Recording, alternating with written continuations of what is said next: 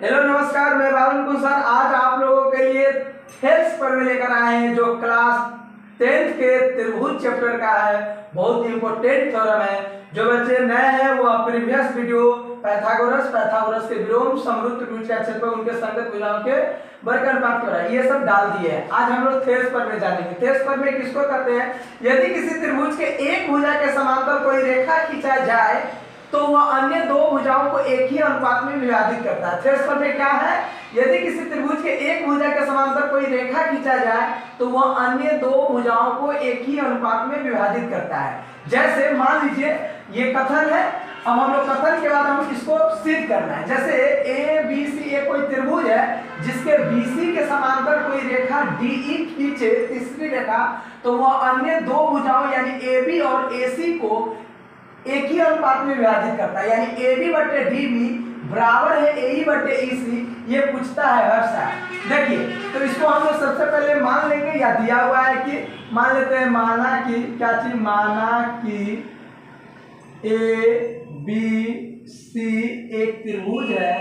एक त्रिभुज है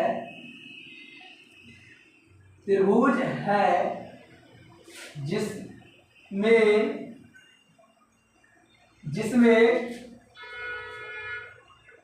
डीई पैरेलल है किसके?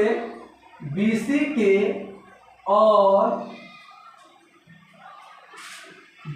डीई भुजाएं AB और AC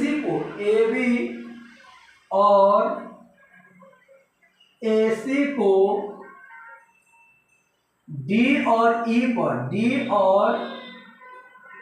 E पर क्रमशः काटती है। भुजाएं AB और AC को क्रमशः मतलब बारी बारी से क्रमशः D और E पर काटती है।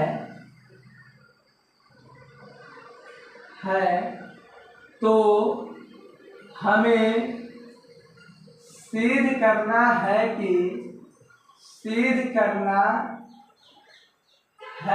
क्या सिद्ध करना है? हमें सिद्ध करना है कि AD बटे क्या चीज? AD बटे DB बराबर है AE बटे क्या चीज? AE बटे EC। ये हमें सिद्ध करना है। यदि किसी त्रिभुज के एक भुजा के समांतर कोई रेखा खींचा जाए तो वह अन्य दो भुजाओं को एक ही अनुपात में विभाजित करती है। यही तो थेल्स प्रमेय है। इसी को हमें सिद्ध करना है। चलिए, ये हुआ।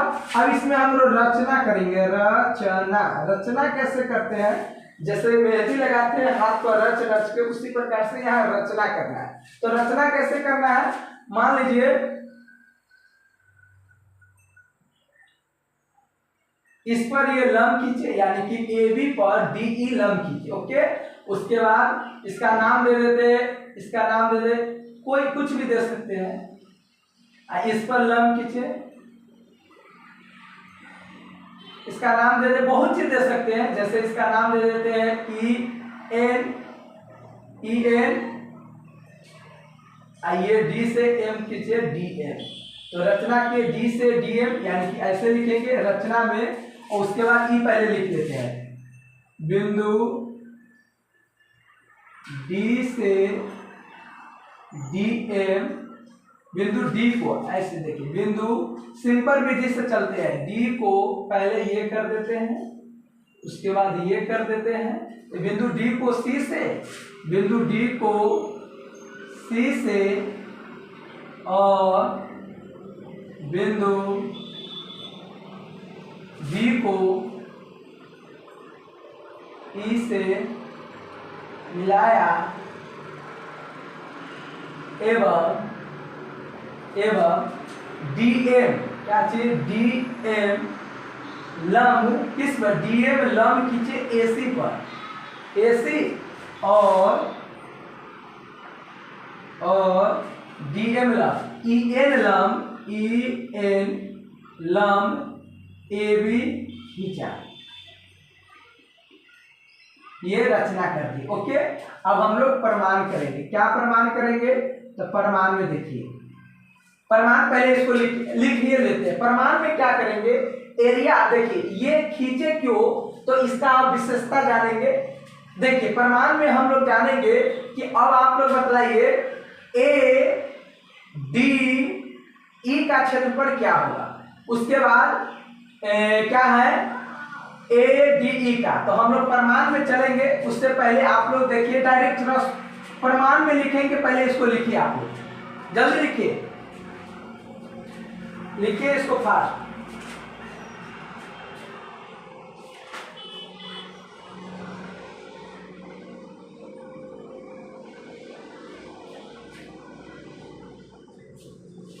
ये लिखिए। चलिए परिमाण में देखिए, परिमाण में लिखेंगे क्या, परिमाण में यहां पर कर देते हैं परिमाण।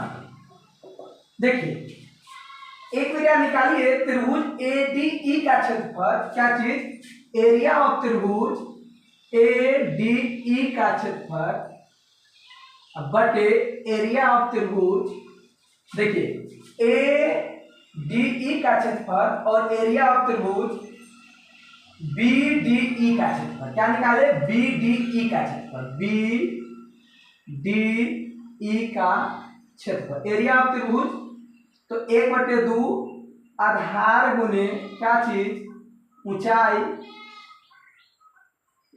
बटे 1/2 आधार गुने ऊंचाई होता है। उसके बाद देखिए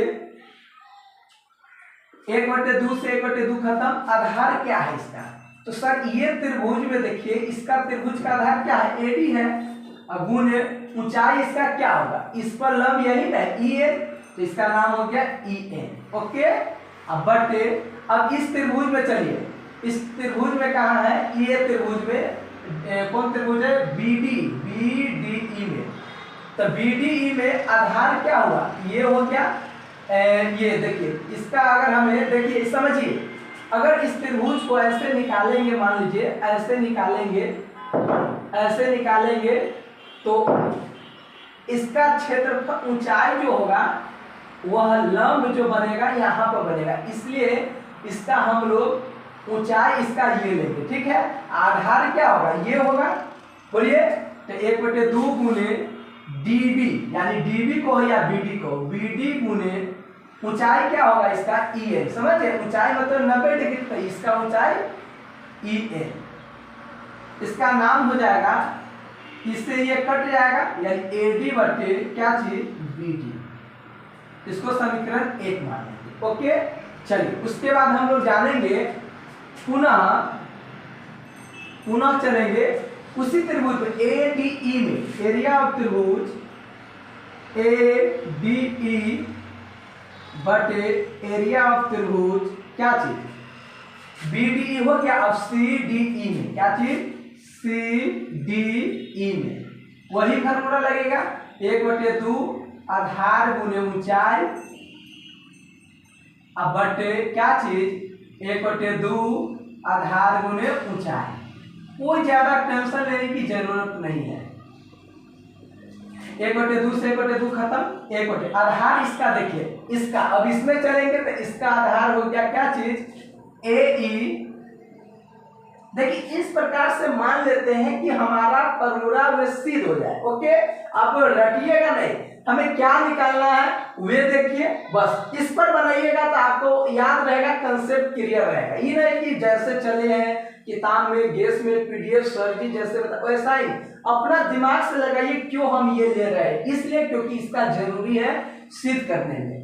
तो AE गुने ऊंचाई क्या हो जाएगा, तो इसका ऊंचाई I पर लंब है तो DN बटे, अब इस त्रिभुज में चलेंगे CDE में, तो इसका ये क्या आधार हो जाएगा CE या EC,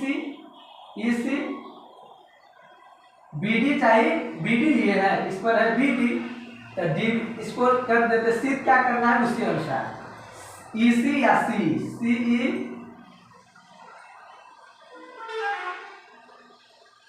गुने ऊंचाई इसका क्या हो जाएगा, तो इसका ऊंचाई ये वाला हो जाएगा, जैसे ऐसे निकालेंगे ना ये त्रिभुज, तो इसका ऊंचाई जो होगा ये होगा, तब 90 डिग्री बनेगा यहाँ। ठीक है, तो इसका ऊंचाई हो जाएगा क्या चीज, इस त्रिभुज का ऊंचाई, जैसे इस फिगर को समझे है ना, उसी प्रकार से इस फिगर को देखिएगा, ऐसे है, ऐसे है, ऐसे है, तो इस फिगर का ऊंचाई जो है यहाँ पर कट रही है, तो ये 90 डिग्री यहाँ है, तो क्या होगा, तो ये इसका ऊंचाई क्या हो जाएगा, dl, क्या हो जाएगा, dl। ये से ये खत्म, बचा क्या, ए बटे सी। इसको लिखिए, फास्ट लिखिए जल्दी, ए बटे सी, जल्दी फास्ट लिखिए, चलिए लिखिए, लिखिए।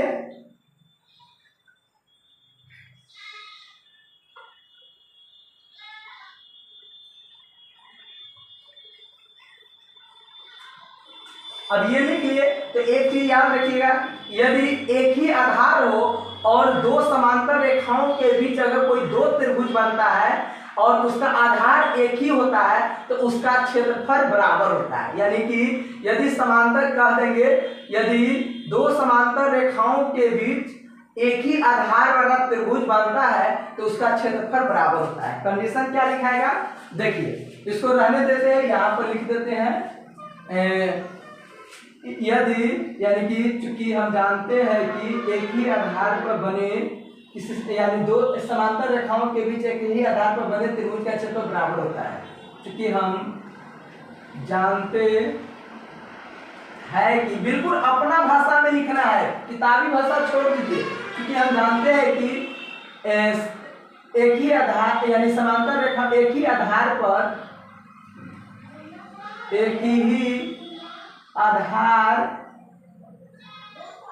पर दो समांतर रेखाओं के बीच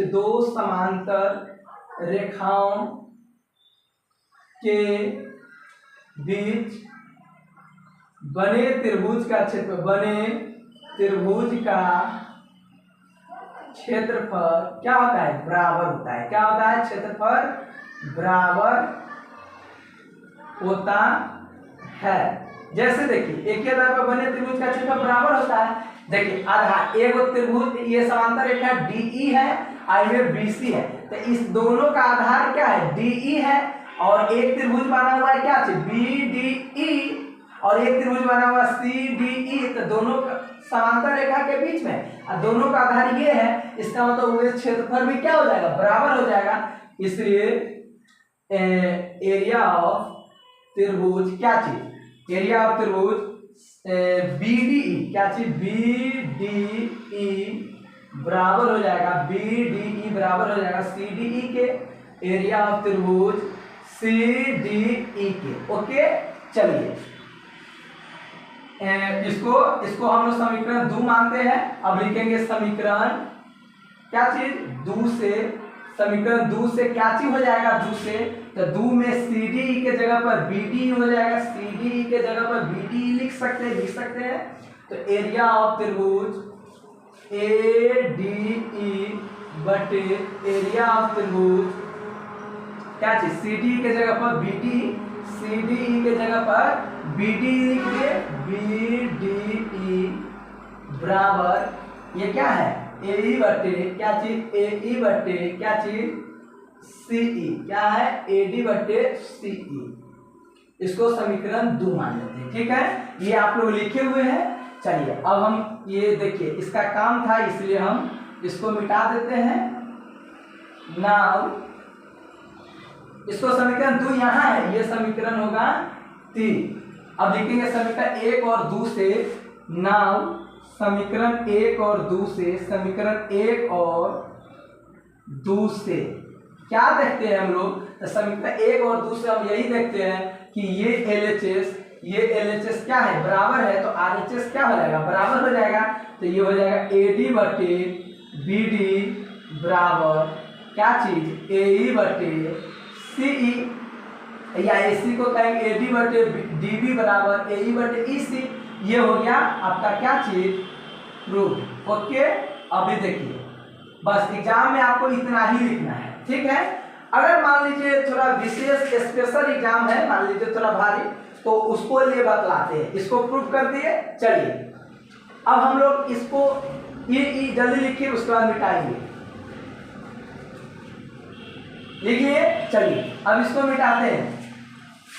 अब देखिए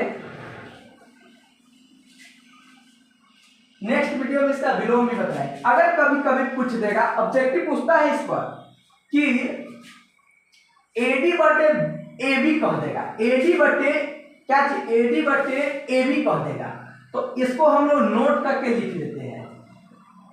दोनों तरफ एक जोड़ दीजिए, यानी दोनों तरफ, ये नहीं काम है, ये आपको एक्स्ट्रा में बतलाते, दोनों तरफ एक जोड़ने पर, तो एक जोड़ेंगे दोनों तरफ, तो AD बटे क्या चीज BD plus 1 equal to AE बटे CE प्लस 1। एलसीएम लेंगे BD, तो AD प्लस BD एलसीएम लिए है। ये नहीं काम है, आपको यही देखना है, ये हम एक्स्ट्रा बतला देते हैं कि अगर ये भी पूछ देगा तो कंफ्यूज नहीं होना है।